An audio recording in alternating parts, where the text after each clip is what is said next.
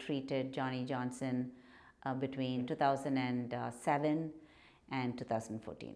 Johnny Johnson was a patient of mine while I worked at Potosi Correctional Center, and he was a patient for approximately 7 to 8 years.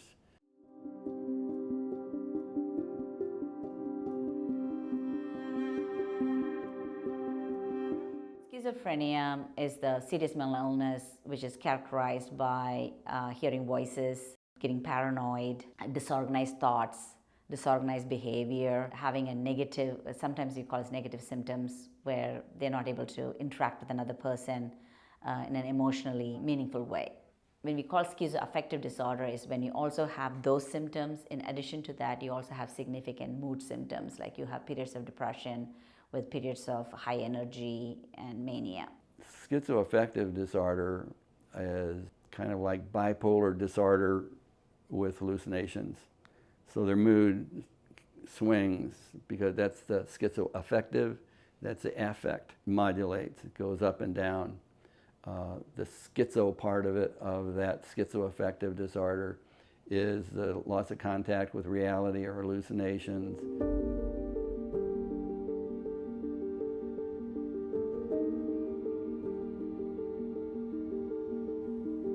Johnny's always been depressed and thinks differently, believes differently. About 2 years ago, I started noticing Johnny's, he was talking differently to me, like saying different, like more off-the-wall things than he would say, like saying that he noticed could read wavelengths and numbers and things that vibrations in the universe, and they would just come out of nowhere. He would start talking about these things.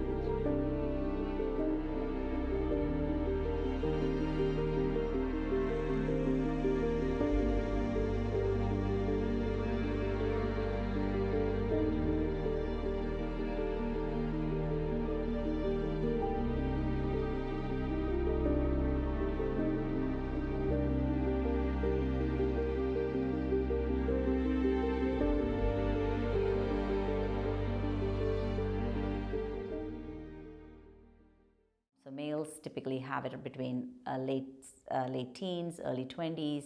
It may be a stress that brings out the symptoms, but you'll see this evolution happening from teenage all the way into their 20s, and then you have an episode of psychosis, and then they get treated.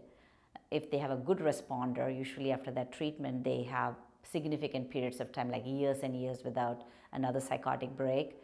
But for those other individuals who have a much more serious schizophrenia or much more chronic schizophrenia, they do not respond to the medications as well. They may do better for a short period of time on medications, but then they can have another relapse, and that kind of becomes their life pattern.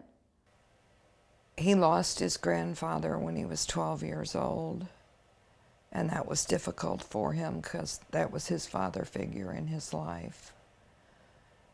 That was a big turning point. That's when he started suffering from some major depression, and he was put on antidepressants then. That's basically when the mental illness started. He was having psychotic episodes, and we felt he needed to be put in the hospital before he hurt himself.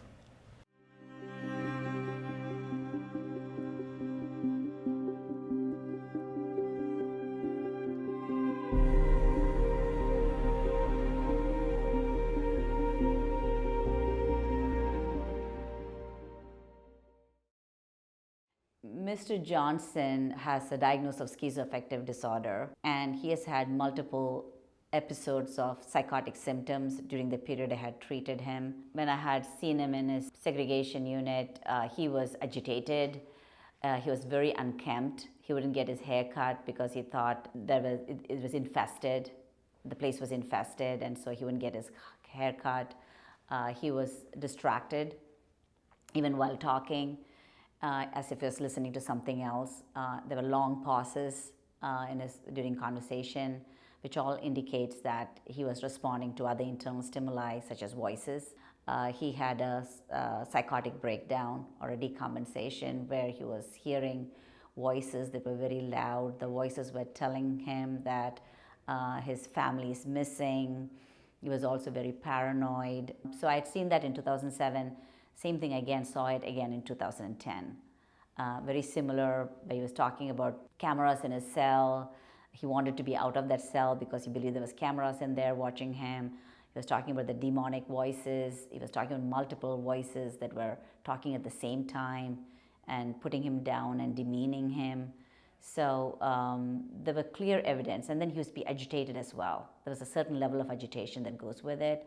So when you look at the full picture, I knew that he was having an acute psychotic episode, one in 2007 and one in 2010. Johnny's symptoms were pretty even most of the time. There were times when his paranoia was the biggest problem for him. He was bothered by paranoia a lot and hearing voices, and the voices would tell him to hurt himself sometimes, so he'd go on suicide watch, or the voices would tell him somebody's after him.